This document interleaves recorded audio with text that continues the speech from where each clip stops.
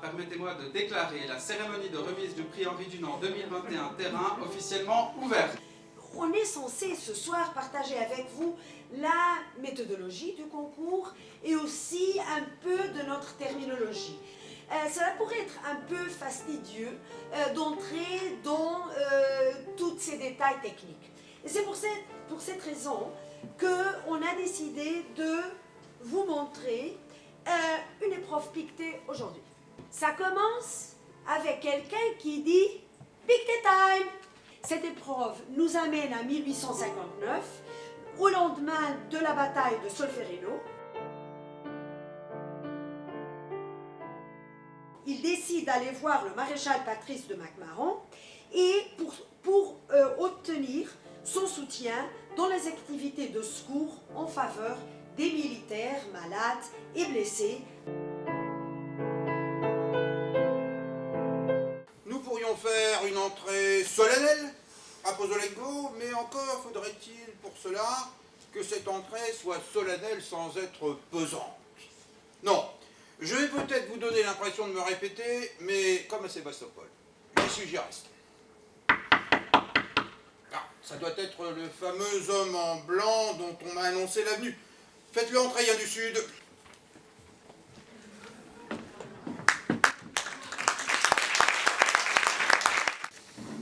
Eh, monsieur Dunant, mais je ne vous avais pas reconnu. Donc c'est vous le fameux homme en blanc dont tout le monde parle dans la région?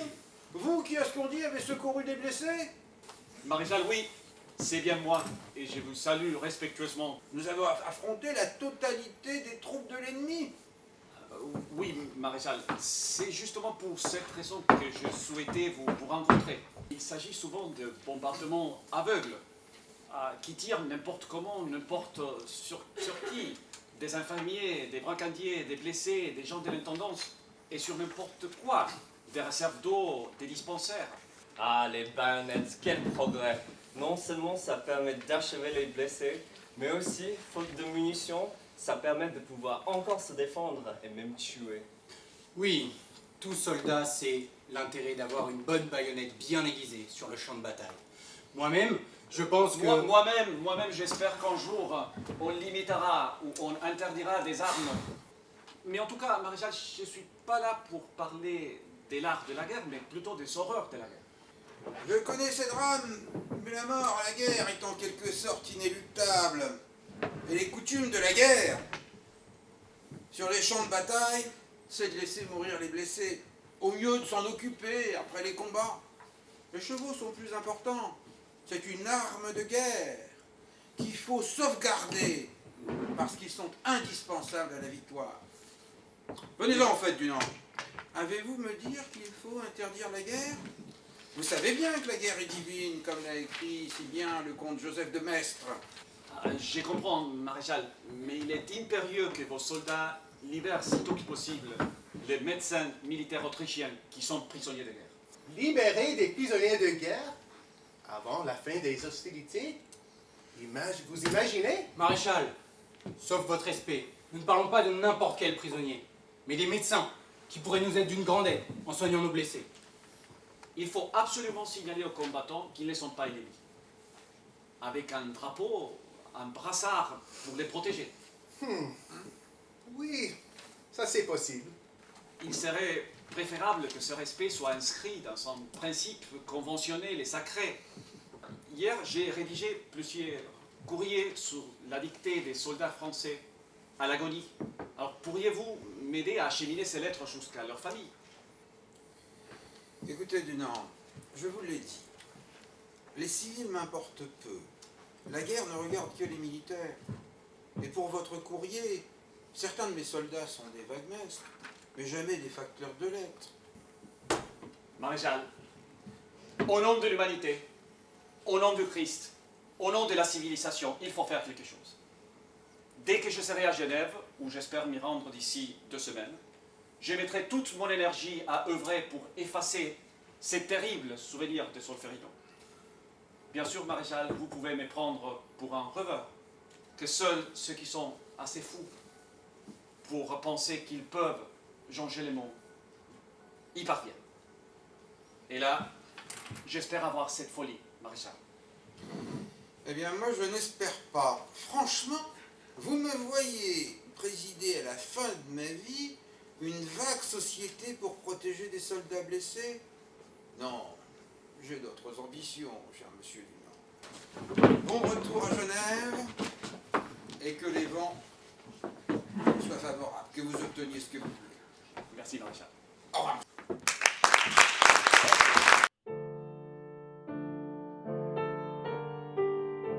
Bon alors, comment vous vous sentez après cette épreuve? Qui veut commencer? Oui, vas-y Julien. Franchement, c'était un peu frustrant. Vu le contexte, c'est hyper difficile de sortir du droit. Alors sur les autres aspects, quelles sont vos impressions?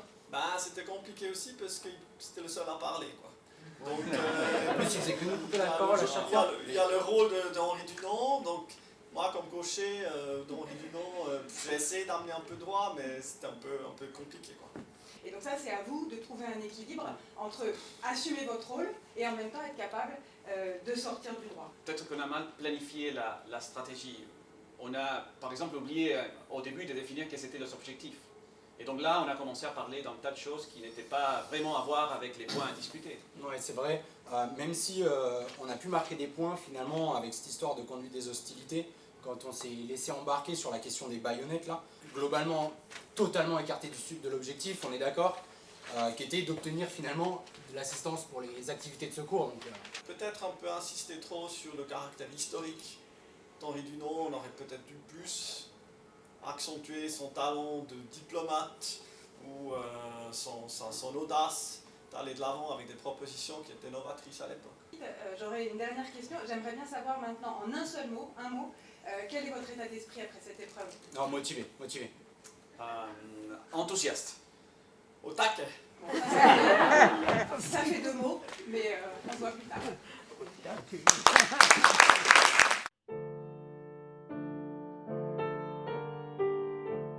La difficulté à laquelle nos collègues ont été confrontés par rapport à une situation de concours Pictet aujourd'hui découle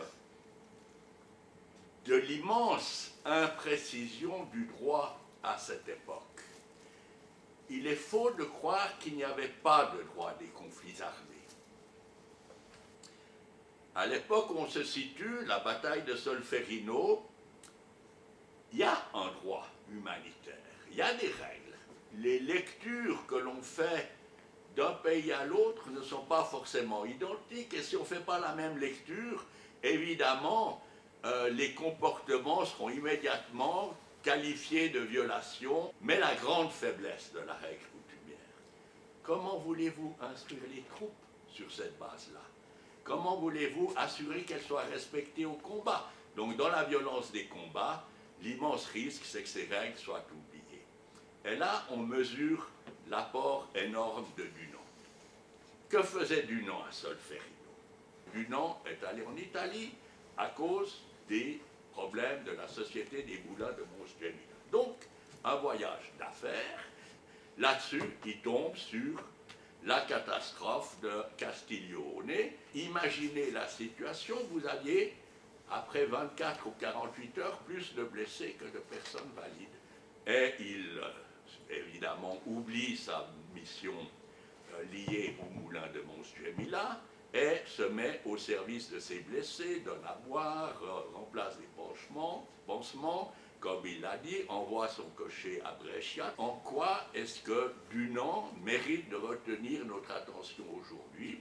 C'est le livre, et Dunant a, au fond, dénoncé ce que l'on cherchait plutôt à ignorer. Et Dunant, dans ce sens-là, dénonce un scandale qui est le total abandon de ces blessés de Solferino.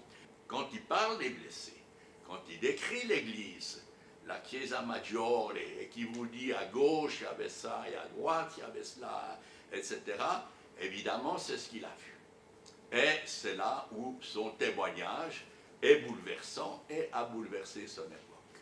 Ma lecture du souvenir de Solferino, la phrase clé, c'est quand Dunant écrit « La conscience que l'on a de sa grande insuffisance dans des circonstances aussi solennelles est une indicible souffrance. Donc ceux qui ont imaginé un Dunant triomphaliste à Solferino, avec ses escortes de volontaires, etc., pour moi c'est démenti par le témoignage de Dunant lui-même. Son souvenir de Solferino, c'est probablement la façon d'essayer de surmonter le traumatisme, cette indicible souffrance, des circonstances auxquelles il a été confronté. Il en tire deux idées.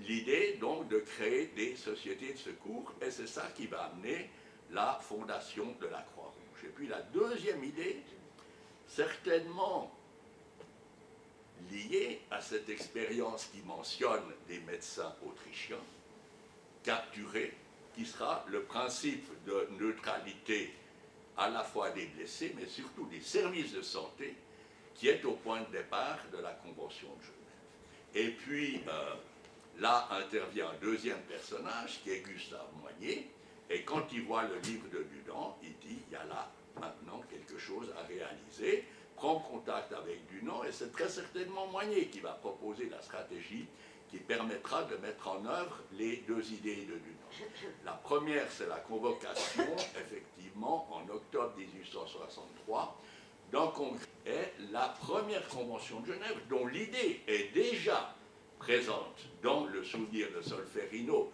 quand Dunant parle d'un lien conventionnel et sacré, eh bien, c'est en un sens de détacher ces règles protectrices sur le champ de bataille du substrat religieux et de les inscrire dans le droit positif à travers l'adoption d'un traité. Donc, c'est au fond de ce point de départ de la Convention de 1864 et de l'initiative de Dunant déjà inscrite dans le souvenir de Solferino qu'on va avoir cet immense développement des conventions de Genève, quelques 400 articles, encore en vigueur aujourd'hui, est la base principale du droit humanitaire.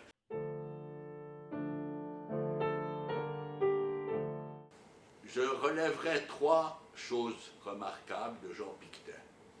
La première, c'est les conventions de 49.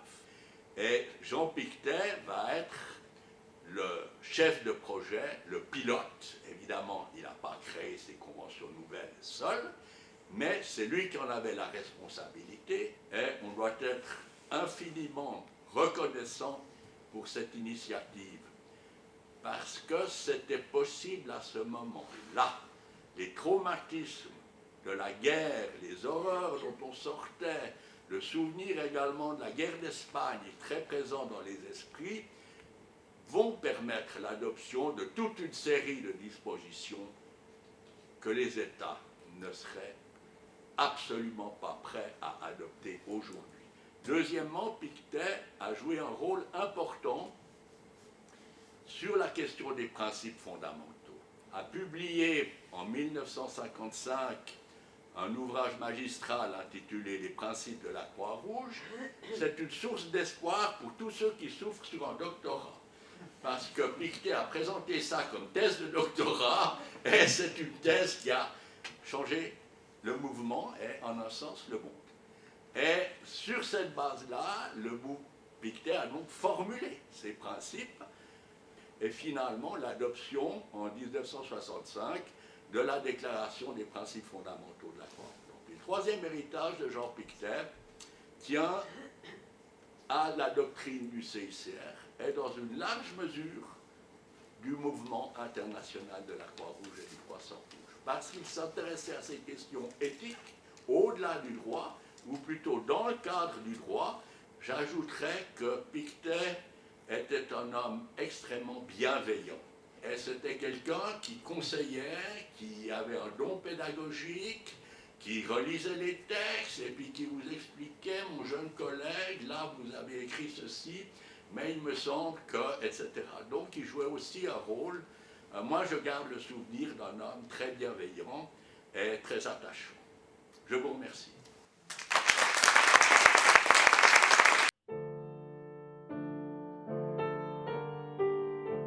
Le concours, ce n'est finalement pas une somme d'aspects techniques, aussi intéressants soient-ils, c'est d'abord du vécu. Je vais donc appeler des pictéistes de tous horizons pour parler de leur édition du concours Pictet. Je demanderai à chacune et chacun des intervenants de limiter le fil de votre exposé à 180 secondes.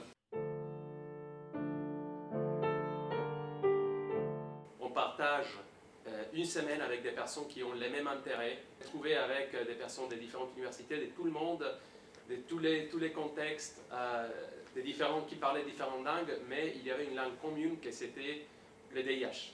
Quelqu'un participe au concours, on devient partie d'une famille. Dans ces 10 ans qui sont passés depuis que j'ai participé en 2011, j'ai rencontré des gens qui avaient fait les concours Pictet partout. Pour moi, l'expérience au concours Pictet, c'était assez unique, a changé ma vie et m'a déterminé à travailler dans ces milieux. Le Pictet fait une promesse de sortir le droit des livres et il la tient. Il la tient à un point tel que tout au long de ma vie professionnelle, j'ai eu des déjà-vus, des situations qui m'ont fortement rappelé les épreuves et les situations du Pictet. À maintes fois, je me suis retrouvée dans des situations où j'ai pu sortir ma boîte à outils Pictet, ce qui était des fois pratique, des fois avantageux, mais des fois aussi rassurant. Qu'il a changé, il a donné un sens supplémentaire, ou plutôt une dimension supplémentaire, au sens que j'avais choisi de donner à ma vie, de servir sous les armes. Et ce sens, c'est celui de sortir peut-être le droit des livres pour le mettre au service d'une approche différente de l'humanité souffrante qu'on rencontre sur le champ de bataille. Le concours Jean Pictet, lui, m'a orienté dans un choix, et ce choix, ça a été celui de servir dans l'arme du génie. La devise du génie, c'est parfois détruire, souvent construire, toujours servir. Et derrière le service, il y a le service de l'humanité. Voilà. Et ce choix-là, je ne le regrette pas. J'étais encore au Mali tout dernièrement, je suis rentré en octobre, d'une mission où j'étais chef du génie militaire de Barkhane. Je puis vous dire qu'on a essayé vraiment de faire en sorte que la menace des IED, des engins explosifs improvisés, on en protège les populations. Une expérience inoubliable et formatrice pour le reste de ma carrière. Michel m'a posé une question en m'invitant, c'est quel a été le Pictet pour toi? Qu'est-ce que ça signifiait? J'ai pas besoin de 3 minutes pour répondre à cette question.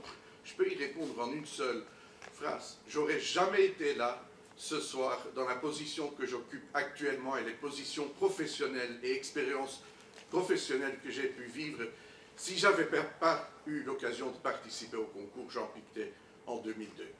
L'épreuve a été magnifique. Il y avait une finale à Genève entre les équipes francophones et anglophones, et le reste, c'est l'histoire. Mon Pictet a commencé d'abord par une défaite. On avait une équipe remarquable, on avait une coach surtout qui était légendaire. Aliette se cache, elle est dans la salle. On était programmé pour gagner. On a passé 6 mois à travailler, une journée à potasser, 20 minutes à présenter, et on était dehors. Cette défaite m'a aidé à me construire. Et je crois que c'est une grosse force du Pictet. Et justement, vous l'avez vu avec les tuteurs, vous l'avez vu avec les jurys. Il y a une explication, il y a une pédagogie. Et c'est une défaite qui m'a permis d'analyser certaines de mes faiblesses et d'essayer de les combler. Mon Pictet, ça a été une défaite, mais ça a été ensuite une grande histoire d'amitié. Je me souviens encore des mots de Christophe Lanor quand il a souhaité la bienvenue à toutes les équipes. Je me rappelle qu'il disait qu'il appréciait beaucoup ces moments qui sont très courts et en même temps qui sont avec beaucoup d'apprentissage et très intenses. Et le Pictet, c'était vraiment ça. Et il semblait que c'était beaucoup plus qu'une semaine.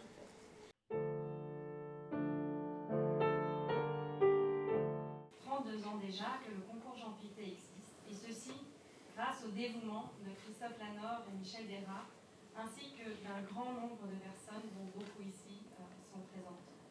Depuis 1993, prenant le relais de l'Institut Henri Dunant, le CICR a soutenu sans discontinuer ce discours sous de multiples formes. Ce soutien continu résulte de notre expérience et de notre conviction. D'abord, l'expérience que le DIH s'acquiert d'abord et surtout en reflétant la pratique de celles et ceux appelés à l'utiliser lors des conflits armés actuels.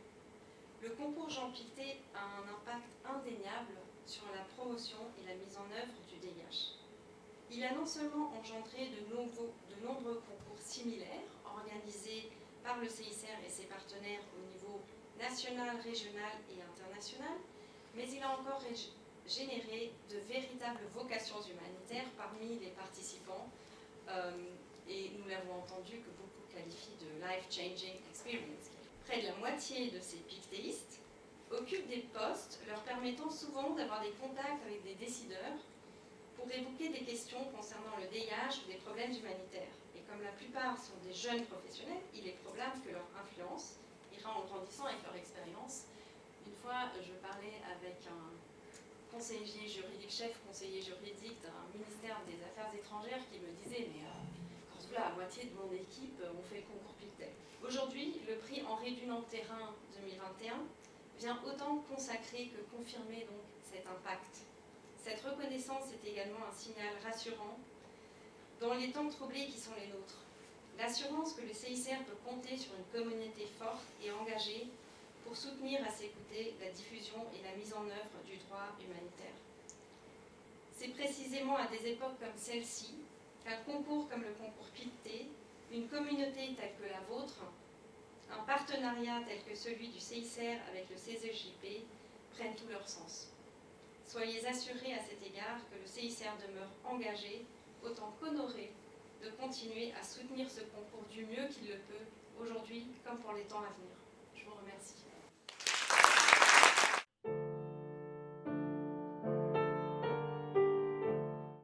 Nous arrivons maintenant à la 6e et dernière partie de cette cérémonie. Il s'agit de la remise du prix à proprement parler.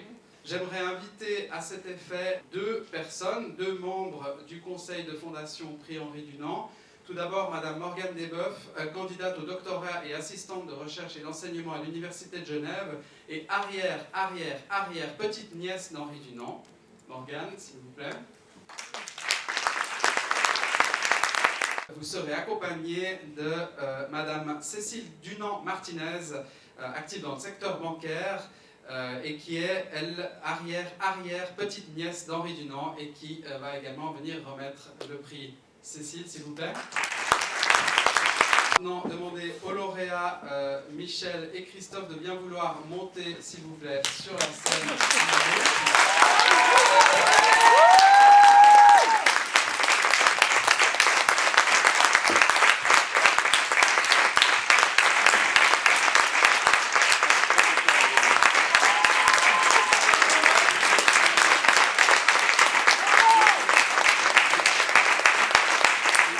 Comme vous l'avez compris, Christophe Lanor et Michel Desrats sont les cofondateurs du concours de droit international humanitaire Jean Pictet et du comité pour le concours Jean Pictet, CCJP.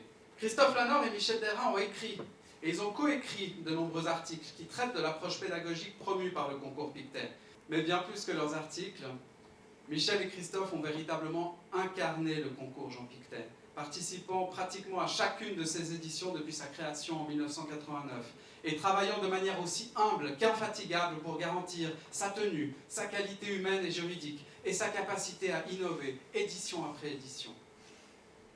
Les deux lauréats sont d'éternels enthousiastes du concours Pictet et du rôle clé de la jeunesse mondiale dans la promotion et la mise en œuvre du DIH. Depuis 1989, ils n'ont eu de cesse de promouvoir ce que l'on appelle l'esprit du concours Pictet.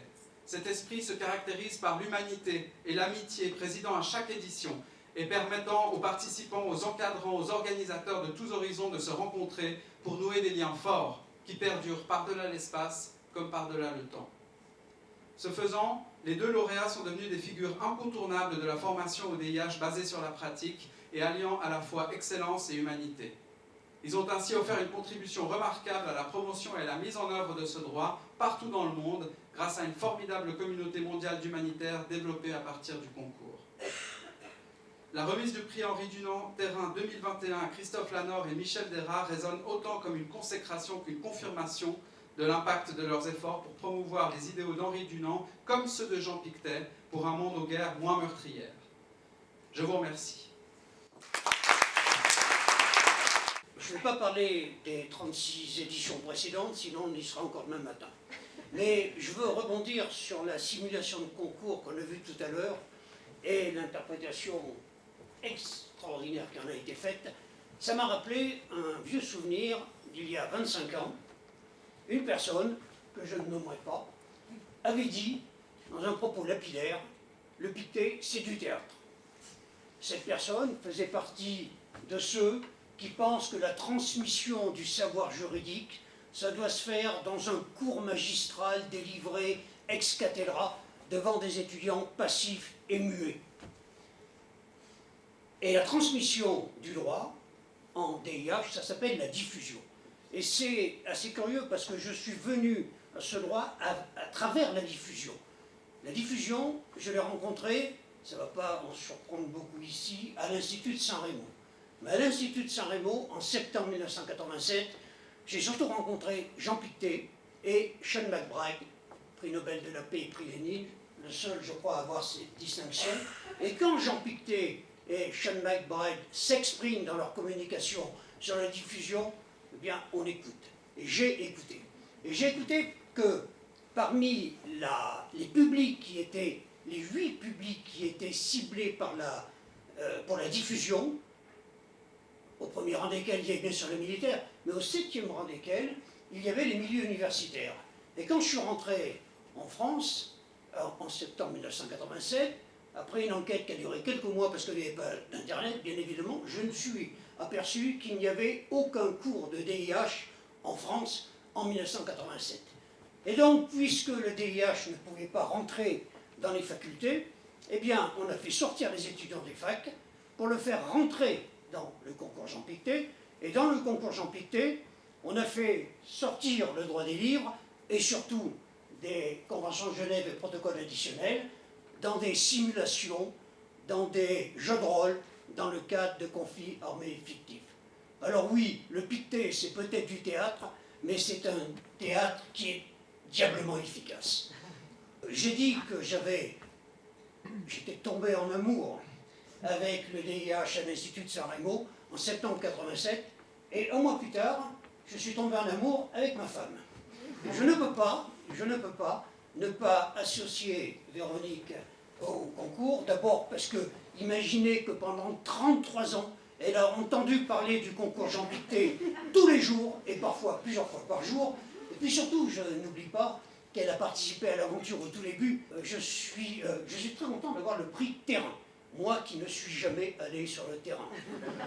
On sait très bien, sans fausse modestie, qu'on a formaté, fabriqué, converti des centaines et des centaines de pictéistes qui, eux, sont allés sur le terrain.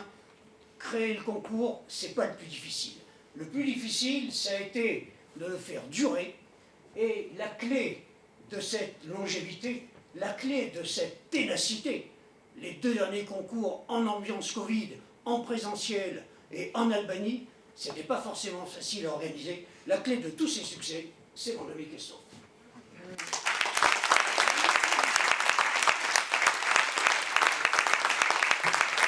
Un immense merci à la Fondation. Je voudrais aussi remercier tous les soutiens institutionnels que nous avons eus au fil des années. Nous les remercions beaucoup pour le passé et nous les assurons que nous avons encore beaucoup besoin d'eux pour le futur. Je voudrais aussi mentionner les membres du CCJP. Alors vous avez bien sûr Michel qui est l'un des membres, l'un des maintenant 26 membres, puisque la semaine dernière, le comité s'est élargi de 5 nouveaux membres. Je ne vais pas en faire la liste, je voudrais simplement mentionner Corinne, qui me supporte depuis tant d'années, et supporte dans tous les sens du terme. Et je voudrais mentionner également Tamar Tomashvili pour son leadership actuel. Elle est la présidente actuelle du comité, et être présidente dans une situation de Covid, c'est pas facile. Mais tous ceux qui connaissent Tamar dans cette salle, et ils sont nombreux, savent exactement de quoi je parle. On l'a dit, le chiffre de 4000 pictéistes a été dépassé la semaine dernière au cours de la 36e édition du concours en Albanie. Donc on est maintenant un tout petit peu plus de 4000 pictéistes. Et je voudrais insister sur le fait que cette année, nous avons quand même eu 47 équipes sur l'ensemble des 2 sessions. Ce qui fait, grosso modo, pratiquement 150 nouvelles pictéistes. 47 équipes en 2021, par temps de Covid, ça n'allait pas de soi. Et je pense qu'il y a un peu plus d'1 an, quand on parlait d'objectifs, un certain nombre de personnes disaient « mais vous êtes quand même un peu fou ». Alors oui, on est peut-être fou, et on a eu une phrase d'Henri Dunant sur la folie de ceux qui veulent changer le monde. De notre côté, nous n'avons jamais abandonné l'objectif d'un concours où les équipes se rencontrent en vrai et non pas par écran interposé. Pour moi, le souvenir le plus marquant de la 36e édition, donc la semaine dernière en Albanie, il est tout simple. C'est le souvenir de ce qu'on a appelé l'équipe Cachemire. Et l'équipe Cachemire, c'était simplement les 4 équipes pakistanaises et les 3 équipes indiennes qui se prenaient en photo devant le poster du concours, qui mangeaient ensemble, qui travaillaient ensemble, qui s'amusaient ensemble, qui ont passé quelques jours en début de semaine à visiter Tirana ensemble. Pour moi, cette équipe Cachemire, c'est le souvenir le plus important de 2021.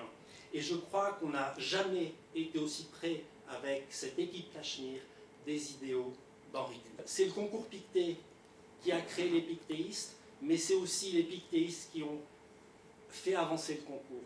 Et ce prix que nous recevons ce soir, c'est à l'ensemble des pictéistes que je voudrais le dédier. Je vous remercie.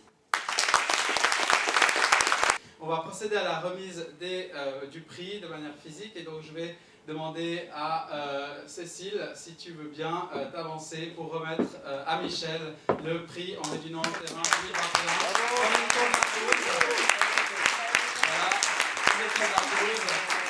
Ça n'arrive pas tous les jours en 2021. J'appelle maintenant Morgane Desboeufs pour remettre le prix Terrain Henri Dunant Terrain 2021 à Christophe Lanor.